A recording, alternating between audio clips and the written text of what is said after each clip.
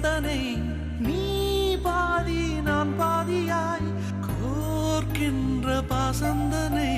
காதல் என்று பேர் சூட்டியே காலம் தந்த சொந்தம் இது என்னை போலே பெண் குழந்தை உன்னை போலொரு ஆண் குழந்தை